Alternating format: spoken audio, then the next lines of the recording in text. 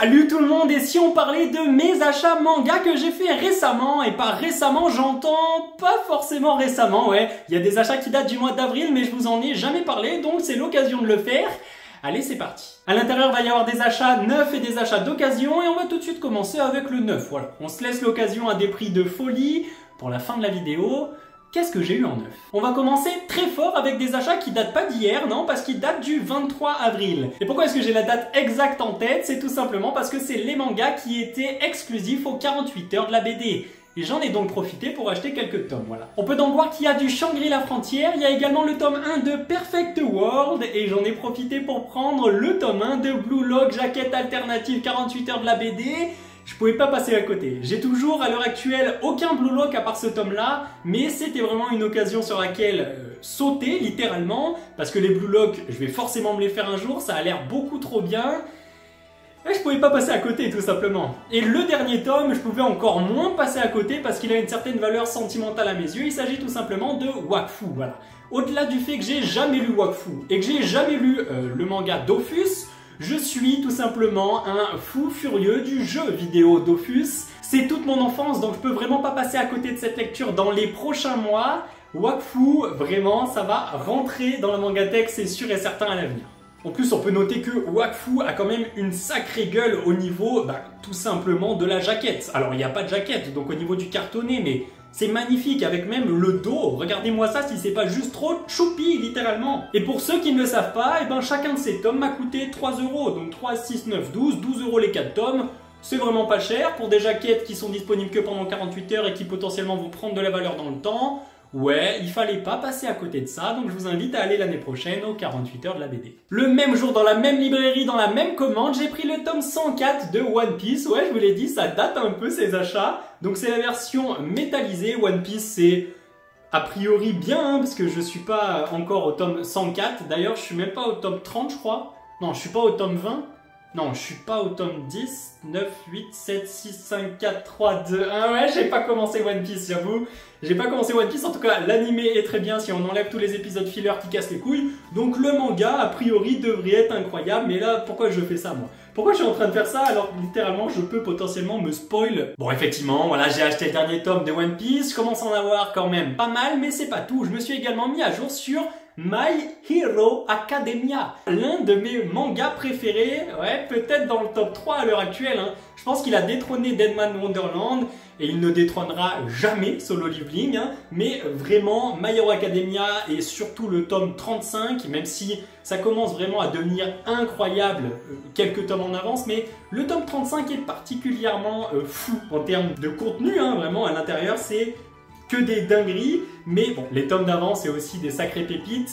Pour ceux qui sont un peu réticents, qui ont commencé les premiers tomes en se disant c'est vraiment pour les enfants, voilà, bon, un comics en manga, dans un lycée, non. Honnêtement, c'est tout sauf ça à la fin. Bref, My Hero Academia, je suis à jour.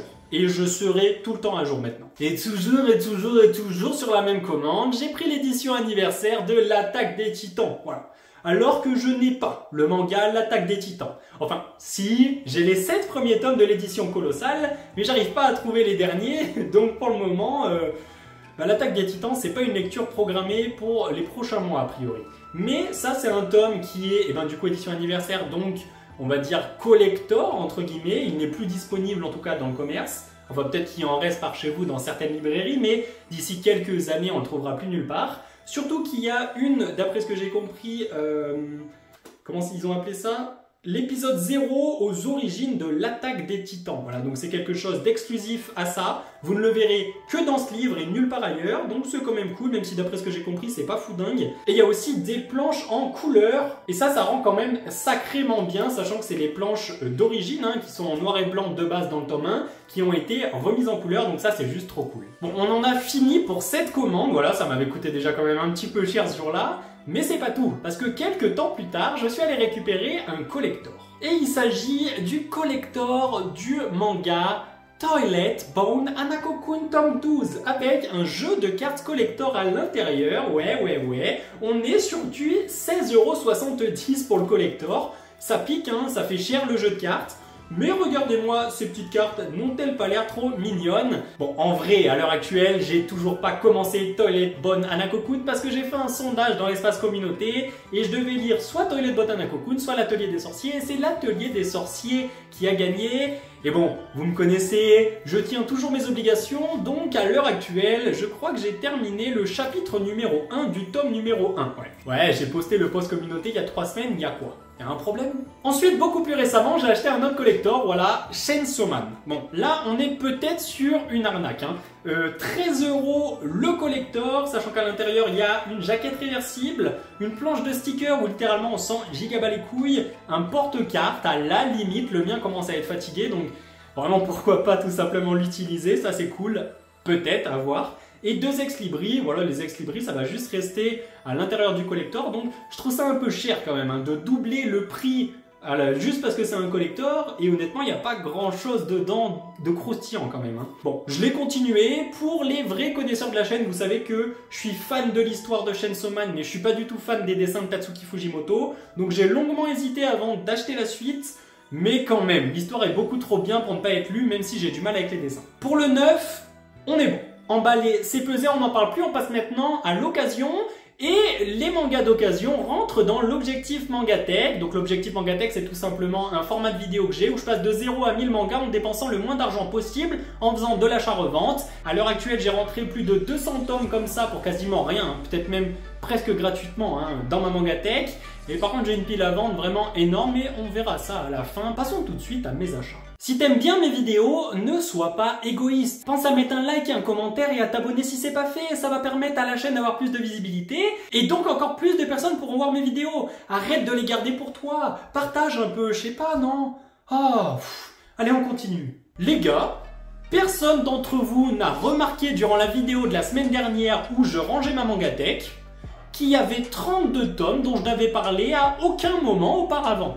Alors là je parle pour vraiment ceux qui sont fidèles à la chaîne, qui regardent toutes les vidéos avec assiduité du début jusqu'à la fin, qui mettent le like, le commentaire et qui sont abonnés à la chaîne. Je parle de ces gens-là. Vous avez pas remarqué que je vous ai présenté les 32 premiers volumes du manga Fairy Tail, alors que j'en avais jamais parlé avant. C'est quand même fou, non? Donc vous l'aurez compris, j'ai acheté ces 32 premiers tomes, pas vraiment. J'ai acheté du tome 3 au tome 32, soit 30 volumes, pour 57 €, soit 1,90 € unité, autant dire une belle affaire. Ça s'est passé sur Vinted, et c'est un achat que j'ai fait de mémoire auprès d'un père qui revendait les mangas de son fils parce qu'il les avait lus. Voilà, donc il les vendait pas cher, tant mieux pour moi, je les ai eu à un prix très raisonnable, et ils restent avec moi dans la Mangatech. Parce qu'ils sont en excellent état, littéralement, hein.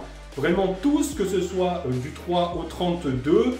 D'ailleurs, j'ai un gros point positif à souligner avec ce fameux manga Fairy Tail, c'est les jaquettes. Pourquoi personne ne parle des jaquettes de Fairy Tail? Elles sont absolument incroyables, non? Elles ont un aspect un peu ancien là, avec ce petit marron trop stylé, et puis dès qu'il y a du dragon dessus, ou même Natsu, c'est... En fait, je les trouve vraiment magnifiques. Pour moi, c'est genre dans le top 3 des plus belles jaquettes, enfin des plus belles éditions en termes de manga au niveau des jaquettes.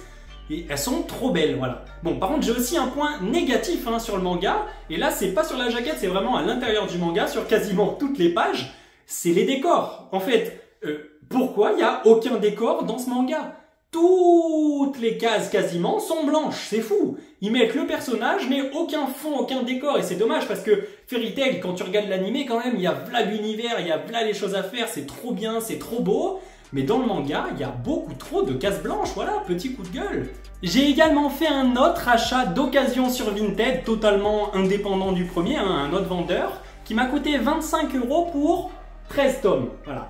13 magnifiques tomes, on a du Dragon Ball Super du tome 5 au tome 10, et on a également le manga Classroom for Hero du tome 1 au tome 6 avec le 6 en doublon.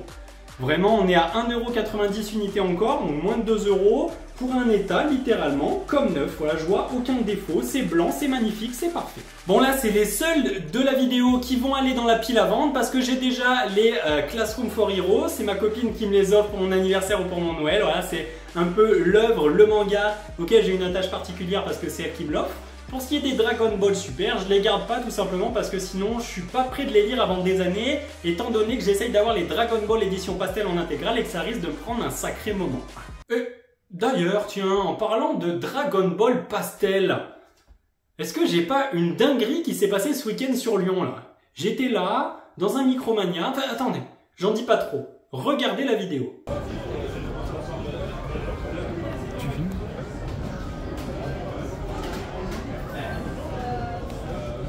Avec le prix. 4 € unité, tous ces mangas Dragon Ball Pastel, c'est genre incroyable, c'est très rare de trouver des tomes à ce prix-là, mais Micromania c'est leur politique, ils achètent les mangas pas chers et ils les revendent vraiment pas cher, et ça c'est vraiment cool. En tout cas il y a un petit shipper qui est passé avant moi et je suis bien dégoûté, parce qu'à mon avis c'est quelqu'un qui a amené l'intégrale. Dans tout ce que vous avez vu, j'ai seulement pris le tome 33 et le tome 36, qui ont quelques très légers défauts, mais rien de bien méchant, c'est à peine corné, mais vraiment rien de fou quoi.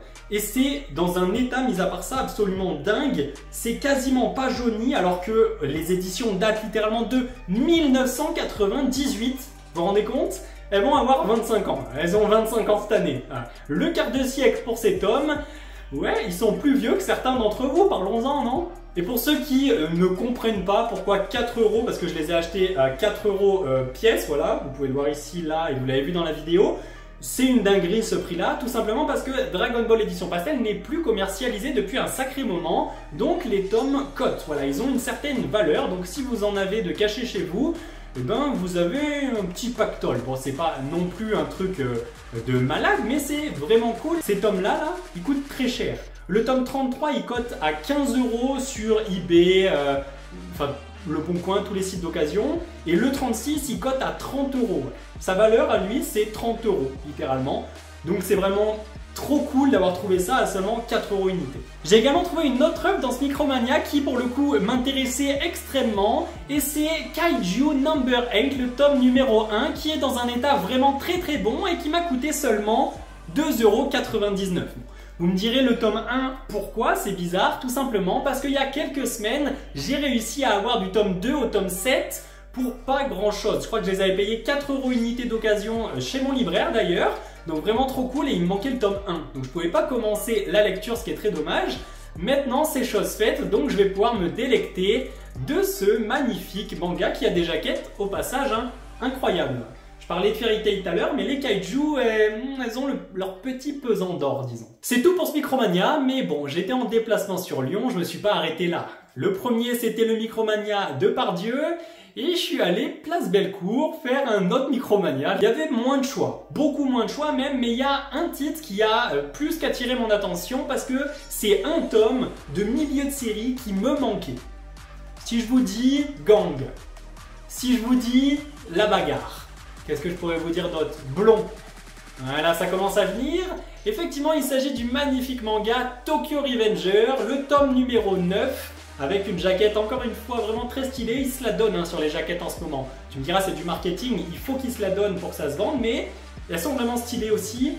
3,99 €, donc ouais, 4 € pour un tome de milieu de collection où j'avais un trou. Personnellement, j'avais du tome 1 à 8, le 10, du 12 au 14 et le 18 en collector. Donc en fait, il me manque le 9 et le 11 que je cherchais activement depuis très longtemps.